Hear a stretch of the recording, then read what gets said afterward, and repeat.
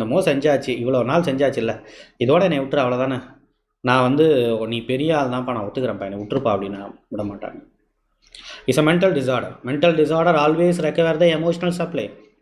கடைசி வரைக்கும் till your last breath, till their last breath, அந்த எமோஷனல் சப்ளை உங்ககிட்ட இருந்து செக் பண்ணுறதுங்கிறது அது போகவே போகாது. அப்போயும் உங்களை இன்னும் என்ன அப்படி எந்த மாதிரியான செக் பண்ணலாம் அப்படிங்கிற விஷயங்களை யோசிப்பாங்க. ஆல்ரெடி நீங்கள் டிப்ரெஷனில் இருக்கிறீங்க, மாத்திரை போடாமல் இருப்பீங்க, சரியாக மாத்திரையெல்லாம் ஃபாலோ பண்ணாமல் இருப்பீங்க, நீங்களே 3 days ஒன்ஸ் மாத்திரை போட்டுக்கிட்டு இருப்பீங்க, டெய்லி மாத்திரையவே. இன்னும் அவங்க உங்களை டிப்ரெஷனுக்குள்ளே ஆக்கி, இன்னும் அதை யூஸ் பண்ணி இன்னும் டிப்ரெஷனுக்குள்ளே ஆக்கி, இன்னும் உங்களை செக் பண்ணுறது.